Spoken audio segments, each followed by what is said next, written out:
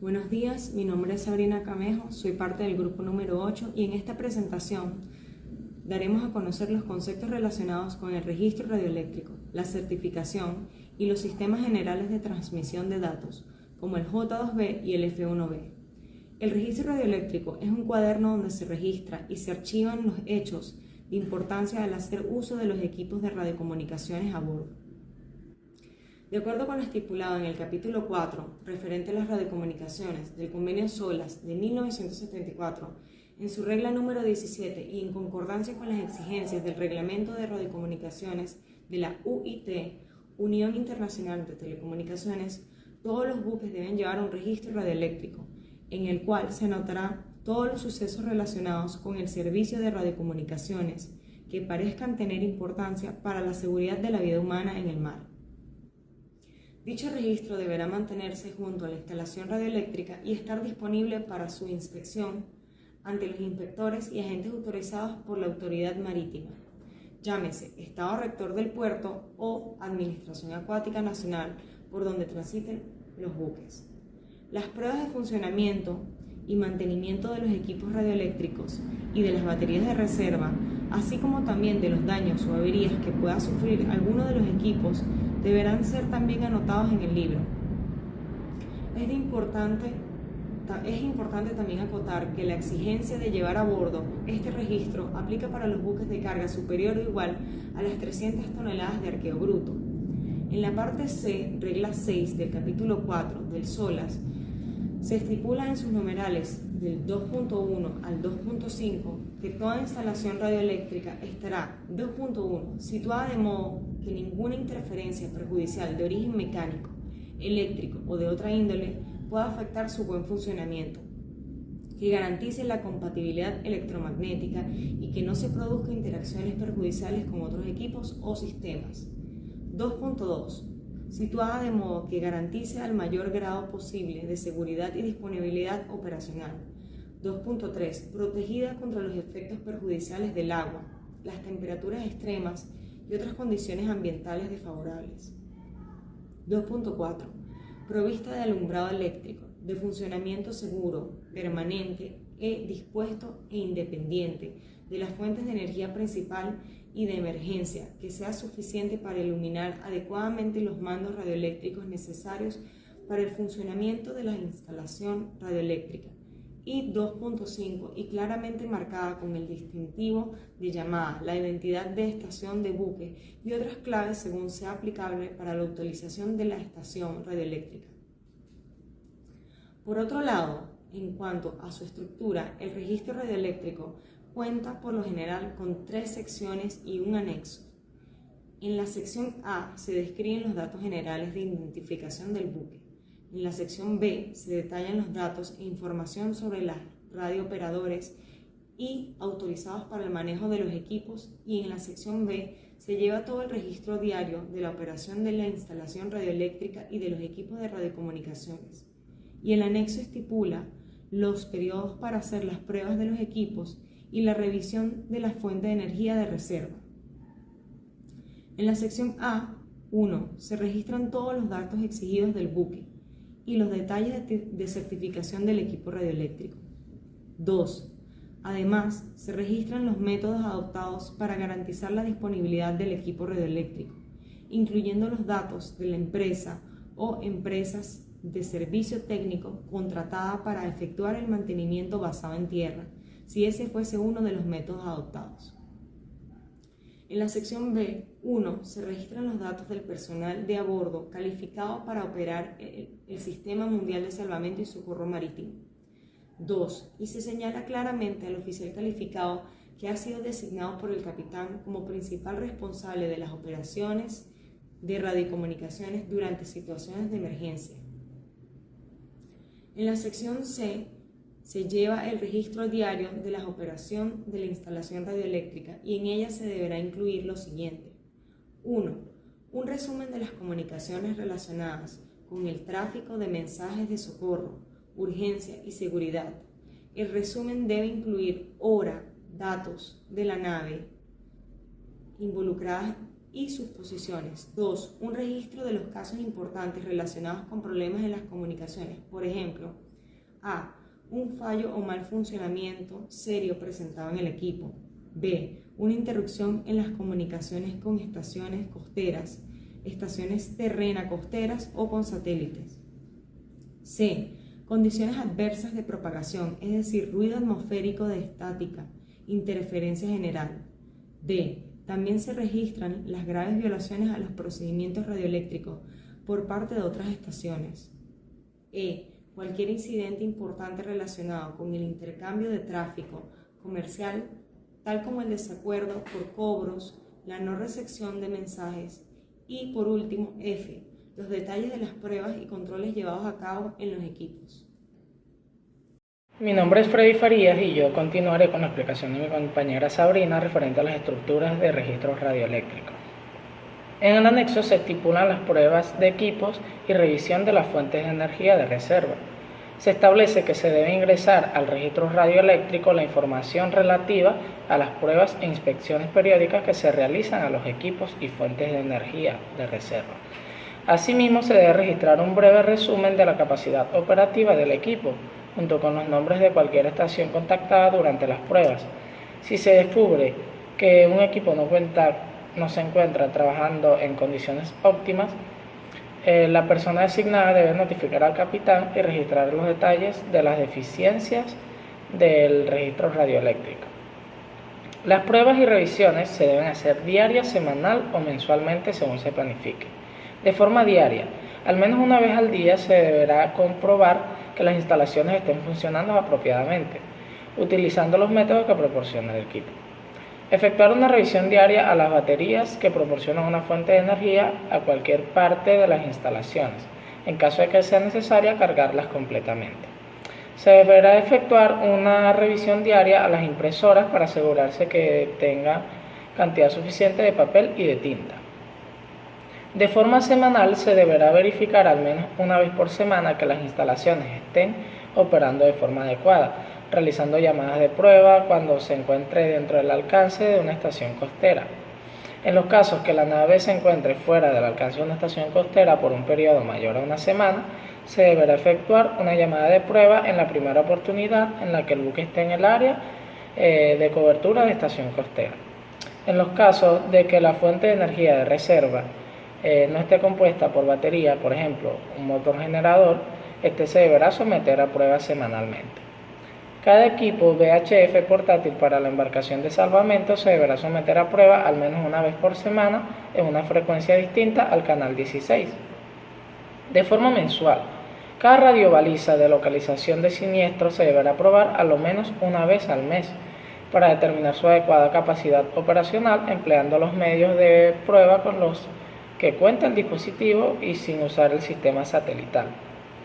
Cada respondedor automático de radar SART deberá ser revisado al menos una vez al mes utilizando el método de pruebas incorporado, como también verificar su correcta instalación y señales de averías. Se deberá efectuar como mínimo una revisión mensual para comprobar la seguridad y condiciones de todas las baterías que constituyen una fuente de energía de la instalación radioeléctrica. También debe revisarse el compartimiento y conexiones de la batería. Efectuar a lo menos una revisión mensual de las condiciones de todas las antenas y aisladores. Cambiando un poco de tema con relación a otras observaciones pertinentes sobre el uso del registro radioeléctrico, es de acuerdo a lo señalado en el reglamento de radiocomunicaciones, el capitán debe designar a un oficial calificado para asumir la responsabilidad de las comunicaciones durante situaciones de emergencia, para hacerse cargo del registro radioeléctrico y llevar a cabo las pruebas y controles de los equipos exigidos a la nave según las zonas de navegación. Las comunicaciones deben anotarse en el registro de radiocomunicaciones y archivarse en orden cronológico. Los informes meteorológicos y radioavisos náuticos no necesitan guardarse, sin embargo, su recepción debe quedar registrada. En cuanto a la revisión del registro radioeléctrico, el capitán debe revisar y firmar el registro radioeléctrico diariamente. Hola, mi nombre es Yadenis Mitriago y continuando con la exposición, Le hablaré referente sobre el certificado de seguridad radioeléctrica para buques de carga.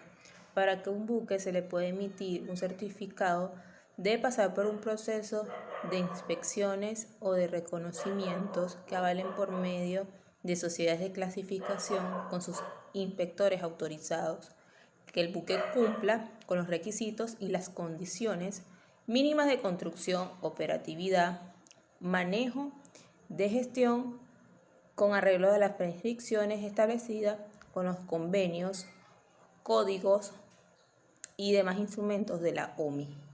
A todo buque de carga que cumpla las prescripciones pertinentes del capítulo 4 y con cualquier prescripción pertinente de las reglas del SOLA en materia de radiocomunicaciones, se les pedirá, tras un reconocimiento inicial o de renovación, un certificado llamado Certificado de Seguridad Radioeléctrica para buques de carga.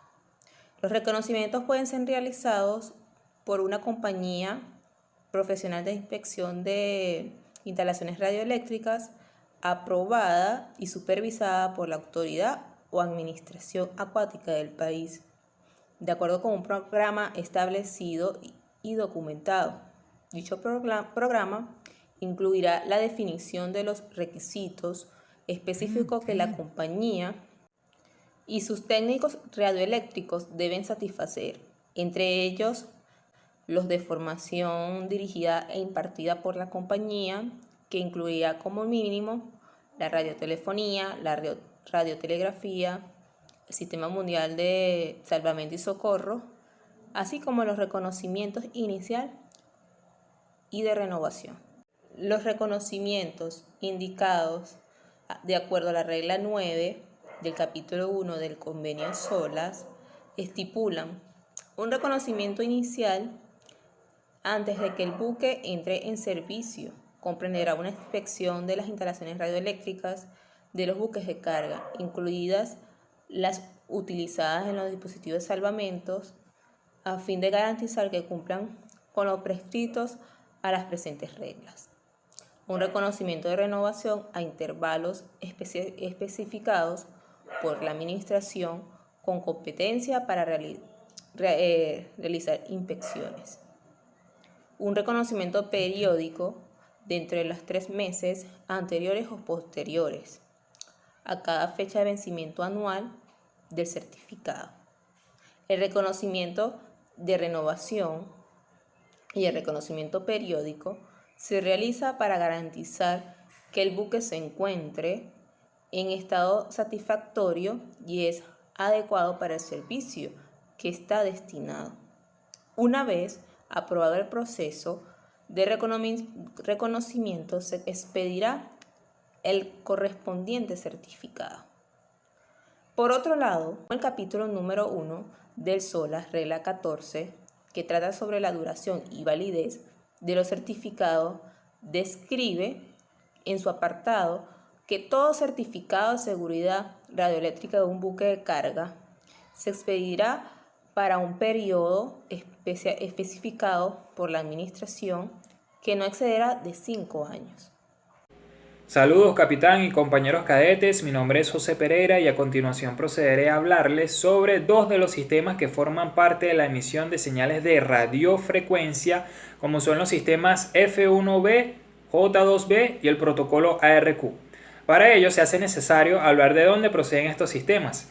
En el apéndice 1 del Reglamento de Radiocomunicaciones de la Unión Internacional de Telecomunicaciones, UIT, se establece un sistema de identificación de las emisiones de señales de radiofrecuencia, según un esquema alfanumérico estandarizado, basado en las características de las señales, siendo una de ellas el ancho de banda.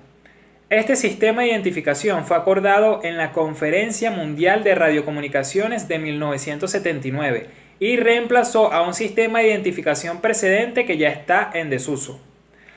En las siguientes imágenes presentamos varios ejemplos de las principales características que componen a los sistemas de emisión de radiofrecuencia, donde se tiene primero una letra que estipula el tipo de modulación de la portadora principal. Luego se tiene un número que es el que indica el tipo de señal modulante o naturaleza de la señal que modula la señal portadora principal. Y por último, una tercera letra que indica el tipo de información a transmitir. De tal manera que basándonos en la estandarización que hace la Unión Internacional de Telecomunicaciones, las siglas del sistema F1B y J2B corresponden a las siguientes características. Para F1B tenemos una modulación de frecuencia en un canal que contiene información digital sin subportadora y que consiste en telegrafía electrónica de recepción automática, con intención de ser decodificada por máquinas. El sistema F1B emplea la modulación por desplazamiento de frecuencia, conocida como FSK. Es una técnica de modulación para la transmisión digital de información utilizando dos o más frecuencias diferentes para cada símbolo. La señal moduladora solo varía entre dos valores de tensión discretos, formando un tren de pulsos donde un tren de pulso representa el valor binario de 1 o marca y el otro representa el 0 o espacio. En la modulación digital, a la relación de cambio de entrada al modulador se le llama bit rate y tiene como unidad el bit por segundo, bps. Por otro lado, para el sistema J2B tenemos que consiste en una banda lateral única con portadora suprimida en un canal que contiene información digital con subportadora y que consiste en telegrafía electrónica. El sistema J2B emplea la modulación por desplazamiento de fase o PSK, que es una forma de modulación angular que consiste en hacer variar la fase de la portadora entre un número determinado de valores discretos. La diferencia con la modulación de fase convencional es que mientras en esta la variación de fase es continua en función de la señal moduladora, en la modulación por desplazamiento de fase la señal moduladora es una señal digital y por tanto con un número de estados limitado. Esta se caracteriza porque la fase de la señal portadora representa cada símbolo de información de la señal moduladora, con un valor angular que el modulador elige entre un conjunto discreto de n valores posibles. Ahora procederé a hablar de los equipos que emplean emisiones de radiofrecuencia en el sistema F1B y J2B, que son las radios de llamada selectiva digital DSC y los equipos de teleimpresión directa de banda ancha estrecha, como el NAVTEX. Los equipos de llamada selectiva digital llevan a cabo una técnica de transmisión automática de llamadas por radio de frecuencias medias, MF, altas, HF o muy altas, VHF, que utiliza mensajes codificados en formato digital, es decir, que no son verbales. Estos permiten llamar selectivamente a una estación de barco o una estación en tierra, o bien hacer una llamada colectiva a determinados buques y estaciones costeras, y con un solo botón, conocido como distress, puede lanzar una alerta de socorro automática a cualquier estación, incluyendo en el mensaje datos del buque como la identidad del Servicio Móvil Marítimo, MMSI, y su posicionamiento global. Esto permite que la señal de socorro se envíe muy rápidamente y facilita la identificación de la emergencia. En cuanto a la teleimpresión, esta es una forma de comunicación basada en un código binario sencillo, marca y espacio, proyectado para transmisión electromagnética. Todas las estaciones de buques que utilicen equipo de telegrafía de impresión directa de banda estrecha deberán poder transmitir y recibir en las bandas de frecuencia designadas para el tráfico de socorro que estén funcionando, transmitir y recibir emisiones de clase F1B o J2B de ondas decamétricas, que son ondas electromagnéticas de frecuencias comprendidas entre 3 a 30 MHz, y en ondas hectométricas, que son ondas electromagnéticas de frecuencias comprendidas entre 300 a 3000 kHz. Para finalizar, tenemos el sistema ARQ del inglés Automatic Repeat Request System, que significa Sistema Automático de Solicitud de Repetición. Son protocolos utilizados para el control de errores en la transmisión de datos, garantizando la integridad de los mismos. Estos suelen utilizarse en sistemas que no actúan en tiempo real, ya que el tiempo que se pierde en el reenvío puede ser considerable y suele ser más útil emitir el mensaje erróneamente en el momento que hacerlo correctamente un tiempo después. Esta técnica de control de errores se basa en el reenvío de los paquetes de información que se detecten como erróneos.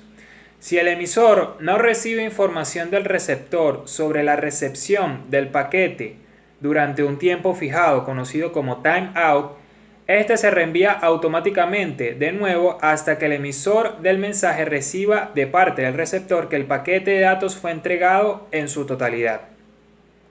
Los medios utilizados para el establecimiento de comunicaciones telegráficas de impresión directa de banda estrecha entre una estación de barco y una estación costera en el modo ARQ deben ser totalmente automáticos o semiautomáticos, de manera que una estación de barco tenga acceso directo a una estación costera en una frecuencia de recepción de la estación costera, y que una estación costera tenga acceso directo a una estación de barco en frecuencia de transmisión de estación costera.